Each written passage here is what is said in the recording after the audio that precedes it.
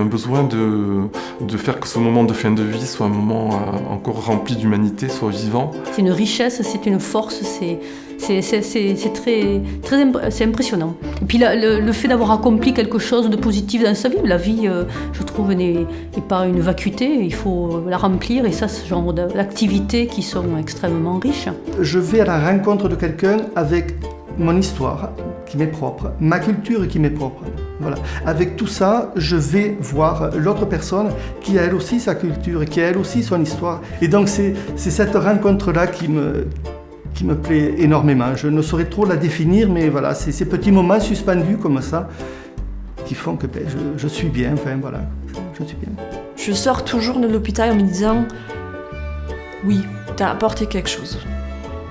Voilà, on ne change pas le monde, on ne va pas malheureusement guérir les gens, c'est pas notre but de venir ici, mais on leur a apporté quelque chose dans ces moments qui sont quand même souvent difficiles. C'est une grande leçon de vie. Si eux sont capables de vivre cette fin comme ça, je pense que j'ai beaucoup de leçons à tirer de ça. Ça apprend à relativiser les problèmes de la vie, à s'érier du plus banal au plus sérieux. Et qu'est-ce qu'il y a de plus sérieux que la mort ?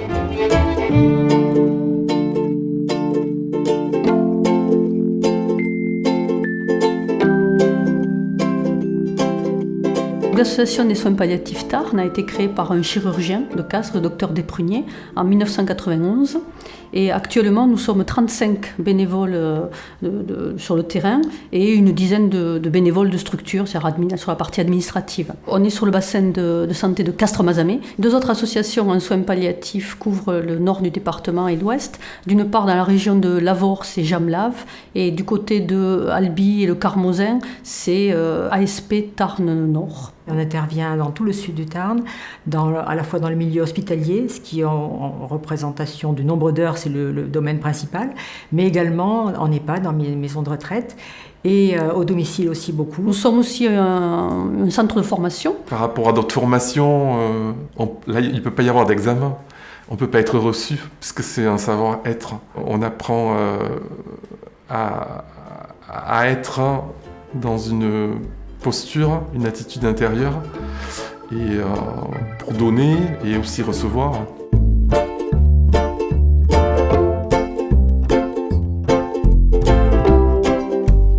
Il faut être préparé à ça. Il y a des gens malades et qui ont l'air malades, d'autres pas du tout.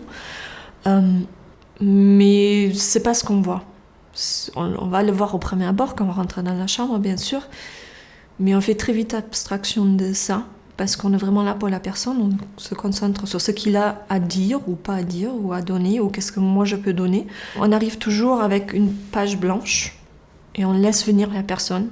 C'est juste la présence et déjà quelque chose qui compte énormément. Je pense que c'est quelque chose qu'on oublie des fois aussi dans la vie entre guillemets normale. Juste le fait d'être là, qu'il y a quelqu'un qui aussi des fois change un peu les idées parce qu'il voit beaucoup de personnes soignantes, les docteurs, les infirmières, les kinés, etc., de parler un peu d'autre chose, de se changer un peu l'idée. Ah oui, il y a vraiment une notion d'échange. Il y a une histoire qui va se créer avec la personne et la personne aussi amène son histoire. Et nous, en tant que bénévoles, on doit être à la fois présent, mais on ne doit pas imposer notre histoire, on est là pour écouter leur histoire. Et accompagner cette fin d'histoire. Ouais. C'est les accompagner dans leurs doutes, leurs craintes. Et je suis là pour l'accueillir, surtout pas pour la rassurer ou lui faire entendre le contraire, mais peut-être pour la faire reformuler.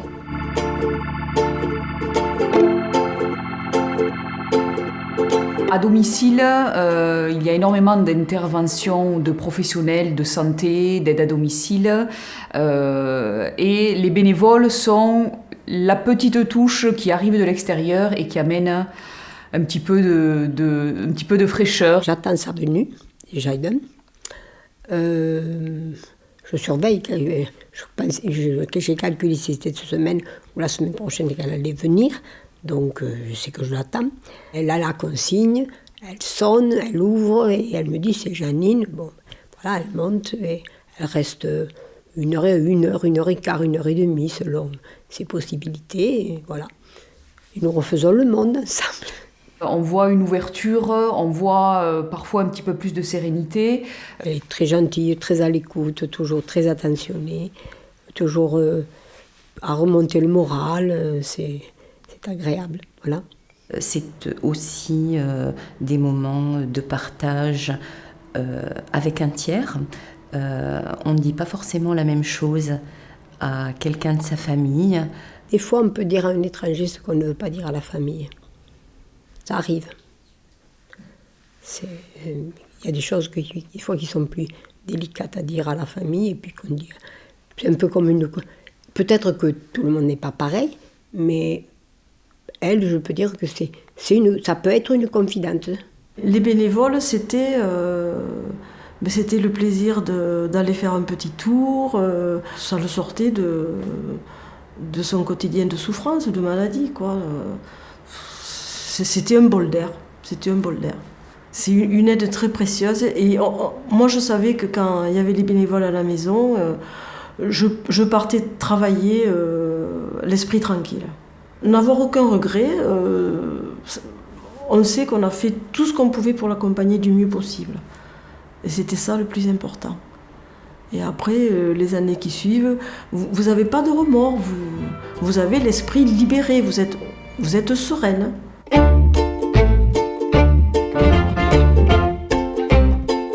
Nous nous sommes rendus compte qu'il y avait donc peut-être un besoin non couvert par les soignants dans le service, qui était en fait un besoin de présence en fin de journée, au moment du départ des familles, d'où l'idée que peut-être les bénévoles pourraient nous aider donc, à ce moment de la journée. Il faut savoir qu'à chaque fois qu'il y a une personne qui est en situation de soins palliatifs, ça met en souffrance naturellement cette personne-là, et on le comprend très bien, mais également l'environnement professionnel.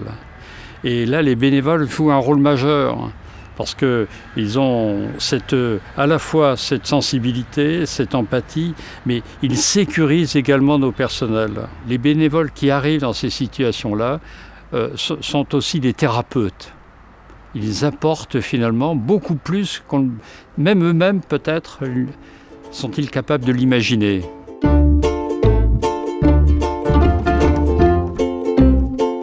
Beaucoup de personnes pensent qu'elles ne pourront pas le faire. Nous disent « Oh là là, ce que tu fais, je ne pourrais pas le faire ». Je crois qu'à partir du moment où on a envie d'aller vers l'autre et qu'on est prêt à faire ce pas, tout le monde est capable de le faire. Je pense déjà qu'il faut qu'il y ait un désir, qu'il y ait un appel de quelque chose. Pour moi, ça paraissait évident avant de commencer la formation. Et pendant la formation, ça n'a fait que confirmer. Et puis si on ressent, il faut tenter, il faut faire la formation et puis on voit si ça correspond ou pas. On ne s'engage pas pour la vie. Donc moi je crois que si les personnes ont envie de se lancer, qu'elles viennent à la SP Tarn, on a un bon sentiment d'équipe. On s'épaule les uns les autres. Je me sentais tout de suite intégrée dans une équipe, un genre de famille, parce qu'on sait les autres et partagent à peu près les mêmes expériences. Le fait d'être présent et d'être désireux d'écouter, déjà on a gagné. Engagez-vous, c'est une formidable aventure, c'est aller à la rencontre des gens, c'est histoire de vie croisée, c'est être utile et de permettre à l'autre d'avancer dans la quiétude et dans la sérénité jusqu'au bout. Ça n'a pas de prix, c'est formidable. Engagez-vous. C'est une aventure formidable, avec des gens formidables.